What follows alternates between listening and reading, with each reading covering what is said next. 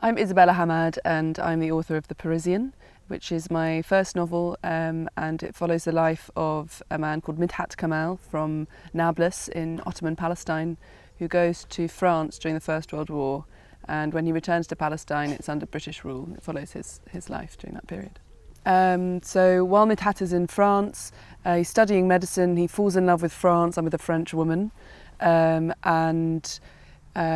when he goes back to Palestine, the region is undergoing enormous change, and we watch Midhat struggling with the demands of his family and his community, while also harbouring this longing for France, which he has been sort of rejected by. Midhat is actually inspired by the life of my great-grandfather, who's also called Midhat, and I'd heard stories about him since I was young, and thought it would be interesting to look at this period of Palestinian history through the eyes of this man who became known as the Parisian in Nablus because of his French affectations, sort of slightly absurd, quite hilarious, very sensitive man. And I was interested in what it would have been like to be a person in love with France at this time when Britain and France have carved up the Middle East and are ruling it basically as colonial powers. In terms of the period, I was interested in this period of Palestinian history in particular because I didn't know that much about it. I grew up, as though Palestinian history began in 1948, so I wanted to write about the time before the Nakba, and to look at what the fabric of Palestinian society was like then.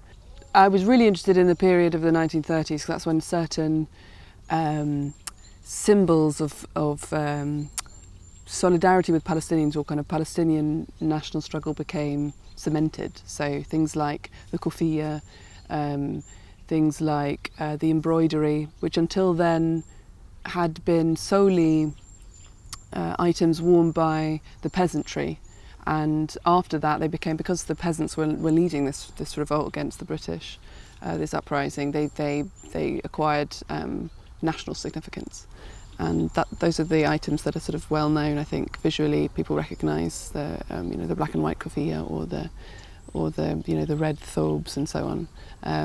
So I was interested in I was really interested in the kind of class struggle and the kind of the development of a class consciousness within Palestinian society. It really fascinates me, and I was interested in looking at that in particular. While I was writing, I wasn't consciously trying to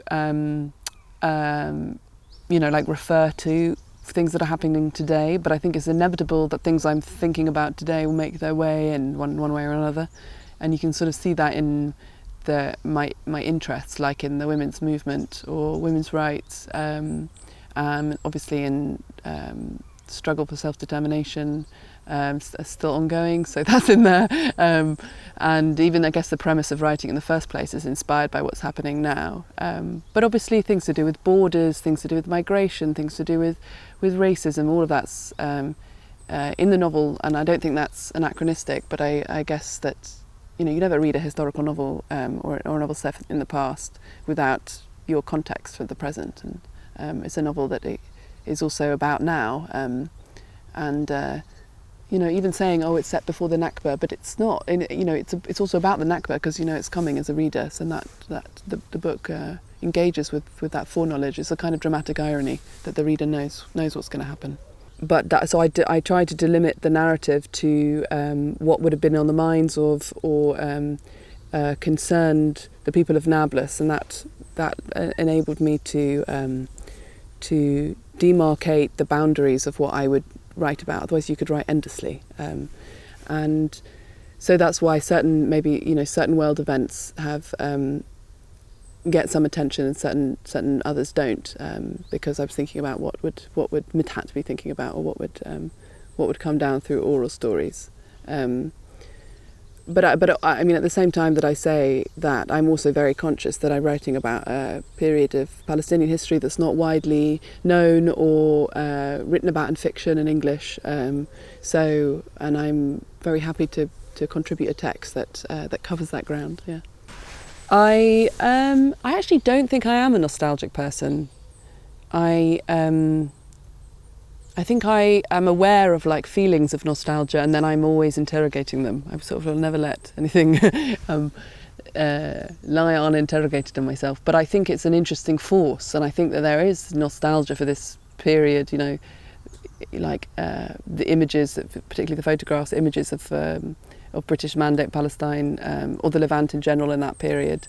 And that nostalgia is quite interesting, and obviously that's partly what contributed perhaps to my impression as a young person that this was a sort of unpolitical time, when actually it was full of politics. It was about struggle against colonialism. That was really when it was beginning after the Ottoman Empire was broken up.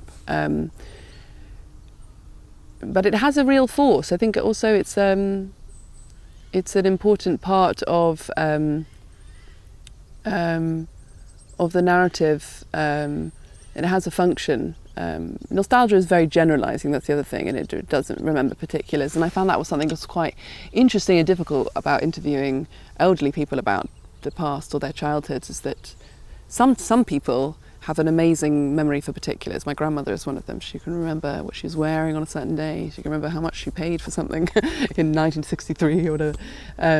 But a lot of people will divert to generalities or to the same images that are kind of general images.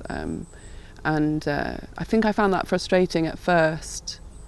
But it also it's perfectly understandable as well that you would divert to generalisms rather than remember particular things you've lost. I feel it's quite a serious and difficult endeavour to inhabit, to make this sort of leap for myself into the mind of this man. That was sort of the whole project, was to inhabit the mind of this man in this period, and that seems like I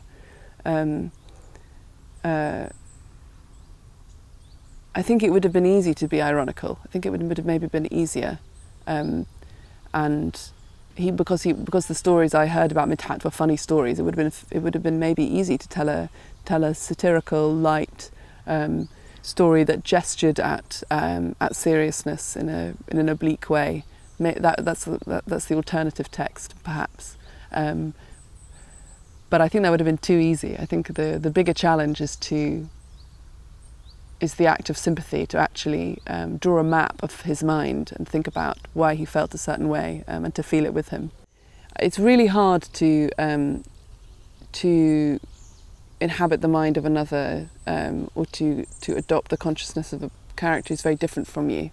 And sometimes I can't do it. I think it requires a certain blankness, or a certain kind of like a way in which you can put yourself aside, or put ego aside, and obviously you use the material of your own life. It's not that you're completely leaving your body. You know, like you use your emotional experience, use the literal experience, use experience of others, you know, to access imaginatively another subjectivity. But I guess that's what really appeals to me about the novel as a form, is that it allows for this kind of leap, and that's the challenge that I love. I don't think I'd like to write about myself. Why not? I have to be myself all day long. I don't want to write about myself. I think. I mean, I see the. It's just a different way of writing, and it has different joys, but I prefer the challenge of writing about others.